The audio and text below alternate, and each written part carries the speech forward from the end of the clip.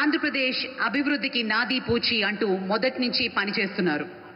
అభివృద్ధికి మార్గనిర్దేశం చేస్తున్నారు. కేంద్రం నుంచి రాష్ట్రానికి ప్రాజెక్టులు తీసుకురావడానికి తన వంతు కృషి చేస్తున్నారు. అవినీతి రక్కసిపై పోరాటం చేస్తూ ప్రజల సంపద ప్రజలకే చేరాలన్న పోరు బాటలో ఆయన ముందు నిలుస్తున్నారు.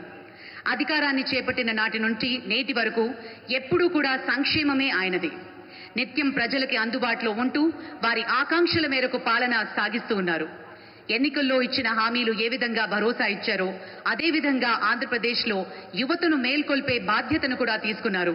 పాలనపై పూర్తి స్థాయిలో దృష్టి పెడుతూ ఆంధ్రప్రదేశ్ను నవ్యాంధ్రగా తీర్చిదిద్దే క్రమంలో అలుపెరుగని బాటసారి మన ఉప ముఖ్యమంత్రి వర్యులు శ్రీ పవన్ కళ్యాణ్ గారిని మాట్లాడవలసిందిగా మనవి చేస్తున్నాం.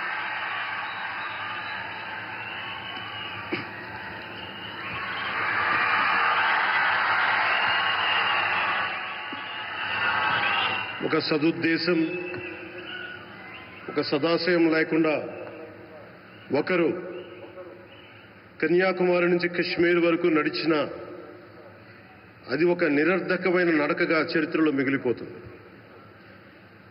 కానీ ఒక సదాశయంతో, ఒక సత్సంకల్పంతో ఇంకొకరు కన్యాకుమారి నుంచి కశ్మీర్ వరకు ప్రజలందరితో మమేకమై వారందరినీ ఏకతాటిపైన నడిపిస్తే అది ఆత్మనిర్భర భారత్ అవుతుంది.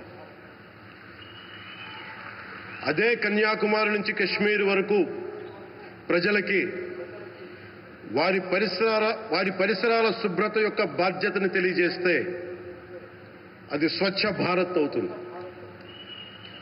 అదే కన్యాకుమారి నుంచి కశ్మీర్ వరకు ప్రజల గుండెల్లో దేశభక్తి, ధైర్య సాహసాలతో నింపితే అది పటిష్టమైన, బలిష్టమైన భారతం అవుతుంది. అది ఒక రోజున అఖండ భారతం అయి తీరుతుంది.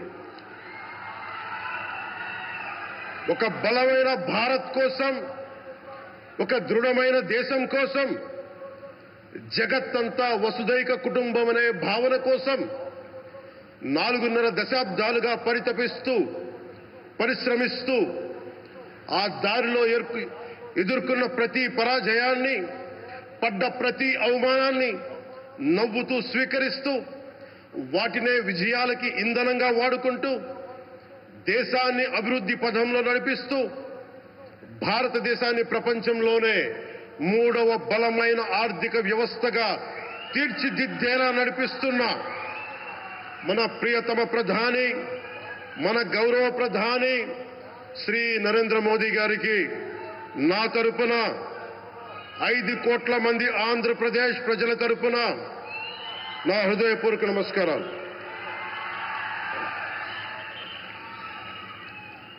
విద్యార్థి నాయకుడిగా రాజకీయాల్లో ప్రవేశించి రెవెన్యూ మంత్రిగా, ఆర్థిక మంత్రిగా మొదలై తెలుగుదేశంకి రథసారథి అయి 4వసారి ముఖ్యమంత్రి అయి తెలుగు ప్రజల్ని అభివృద్ధి పదంలో నడిపిస్తున్న దార్శనికులు, రాజకీయ ఉద్దండులు గౌరవ ముఖ్యమంత్రి శ్రీ నారా చంద్రబాబు నాయుడు గారికి నా హృదయపూర్వక నమస్కారం. తోటి మంత్రివర్గ సహచరులైన ప్రతి ఒక్కరికి, నారా లోకేష్ గారికి, ఎన్డీఏ కూటమి శాసనసభ్యులకి,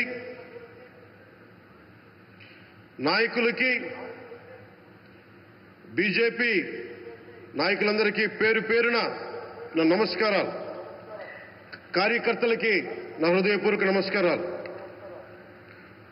బీజేపీ నాయకురాలు శ్రీమతి పురంధేశ్వరి గారికి నా హృదయపూర్వక నమస్కారాలు. మా ఎన్డీఏ కూటమికి 164 అసెంబ్లీ స్థానాలు, 21 మంది పార్లమెంట్ సభ్యులనిచ్చి మమ్మల్ని వారి విలువైన ఓటుతో వేసి గెలిచిన ప్రతి ఒక్కరికి ఆడపడుచులకి, అక్క చెల్లెలకి, పెద్దలకి, పిన్నలకి, యువతులకి, యువకులకి పేరు పేరున నా హృదయపూర్వక నమస్కారాలు. ప్రజలు ఎన్డీఏ ప్రభుత్వాన్ని నమ్మారు, నిలబడ్డారు. అలా నిలబడినందుకే ఈ రోజున మన గౌరవ ప్రధానమంత్రి గారి సారథ్యంలో ఈ ప్రారంభోత్సవాలు కానీ, శంకుస్థాపనలు కానీ, అది దక్షిణ కోస్తా రైల్వే జోన్ కావచ్చు, కృష్ణపట్నం ఇండస్ట్రియల్ పార్క్ కానీ, గ్రీన్ హైడ్రోజన్ హబ్ కానీ, అనకాపల్లి బల్క్ డ్రగ్ పార్క్ కావచ్చు, 6 కొత్త రైల్వే ప్రాజెక్టులు కావచ్చు, వీటన్నిటిని వచ్చే పెట్టుబడి దాదాపు 2,10,000 కోట్ల రూపాయల పెట్టుబడులు, 7.5 లక్షల మందికి ఉపాధి అవకాశాలు.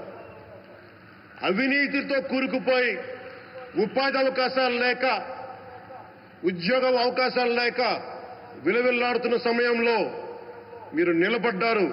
అందుకే ఈ రోజున ఈ 2 లక్షల పైచిలకు పెట్టుబడితో 7.5 లక్షల ఉపాధి అవకాశాలు లభించి మనందరికీ ఇచ్చినందుకు మనస్ఫూర్తిగా ప్రధానమంత్రి శ్రీ నరేంద్ర మోదీ గారికి చేతులెత్తి నమస్కరిస్తున్నాం. ఇవి కాకుండా కొత్త హైవేల నిర్మాణం, విస్తరణ, అలాగే అమరావతి రాజధానికి పెట్టుబడులు, పోలవరంకి నిధులు, 15th ఫైనాన్స్ కమిషన్ నిధులు కానీ, జల్ జీవన్ మిషన్ కోసం ప్రతి ఇంటికి నీరు, రక్షిత మంచినీరు రావాలి ఆయన ఆకాంక్ష, ఆయన ఆశయం. మనకు గంట కాదు 24 గంటలు రావాలని పడ్డ తపన ప్రధానమంత్రి గారిది. వీటన్నిటికీ చేయగలుగుతున్నాం, ముందు ప్రారంభించామంటే మీరు మా మీద పెట్టిన భరోసా, మా మీద పెట్టిన నమ్మకం, గౌరవ ప్రధానమంత్రి గారి మీద మీరు చూపించిన నమ్మకం. ఈ రోజున అది 2 లక్షల పైచిలకు పెట్టుబడులుగా ఇక్కడికి వచ్చింది. ఎక్కడో మన మారుమూల గ్రామాల్లో 70 సంవత్సరాల పాలనలో గ్రామాలకి రోడ్డు లేదు. ప్రధానమంత్రి సడక్ యోజన కింద ఈ రోజున మనం మారుమూల గిరిజన గ్రామాల్లో కూడా రోడ్లు వేయగలుగుతున్నామంటే దానికి ముందుండి మాకు వెన్నుతట్టి మాకు నిధులు సమకూరుస్తుంది నరేంద్ర మోదీ గారు.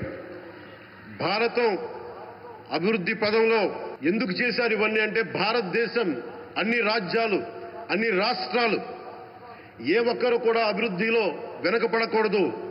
అది మనకి తెలంగాణ కావచ్చు, ఆంధ్రప్రదేశ్ కావచ్చు, ఆంధ్రప్రదేశ్లోని ఉత్తరాంధ్ర, రాయలసీమ, మనకి కోస్తాంధ్ర కావచ్చు, ఎక్కడా కూడా ఏ ప్రాంతం కూడా వెనుకపడకూడదు. అభివృద్ధిలో అందరికీ సమాన వాటా ఉండాలని చెప్పే ఈరోజు ఇన్ని పెట్టుబడులు. ఈ మోదీ గారి సంకల్పానికి, సహకారానికి, ఆయన గైడెన్స్ కి మనస్ఫూర్తిగా నా కృతజ్ఞతలు.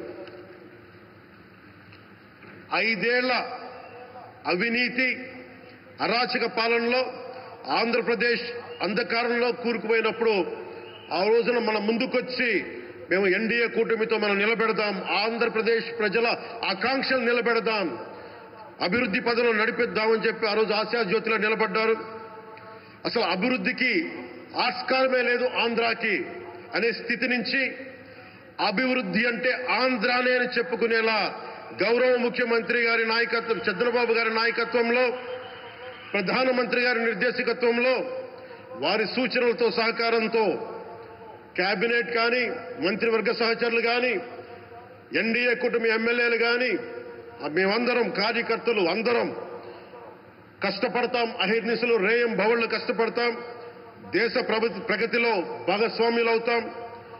మేము ప్రధానమంత్రి గారికి అండగా ఉంటామని తెలియజేసుకుంటూ, ఆంధ్రప్రదేశ్లో ఉన్న ఆంధ్రాకి వెలుగుతో నింపుతున్న మీ నిండు హృదయానికి నా హృదయపూర్వక కృతజ్ఞతలు తెలియజేసుకుంటున్నాను.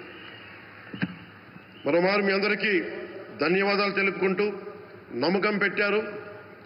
మీరు పెట్టిన నమ్మకానికి ఈ రోజున 2 లక్షల పైచిలకు పెట్టుబడులు తీసుకొచ్చాం. ప్రధానమంత్రి గారు ఉండటం వల్ల, సమర్థవంతులైన చంద్రబాబు గారు ఉండటం వల్ల మేమందరం నేర్చుకోవడానికి, పనిచేయడానికి సంసిద్ధంగా ఉన్నాం. సో మీరందరూ ఇదే సహకారం ఇవ్వాలని మనస్ఫూర్తిగా కోరుకుంటూ, ఆ భగవంతుడు, ఆ లక్ష్మీ నరసింహుడు ఈ దేశాన్ని మరింత ప్రగతి పదంలో నడిపించేలా గౌరవ ప్రధానమంత్రి శ్రీ నరేంద్ర మోదీ గారికి దీర్ఘాయుష్ ఇవ్వాలి, ఆరోగ్యం ఇవ్వాలని మనస్ఫూర్తిగా కోరుకుంటూ, ఆ లక్ష్మీ నరసింహుడిని వేడుకుంటూ సెలవు తీసుకున్నాను. జై భారత్, జై హింద్.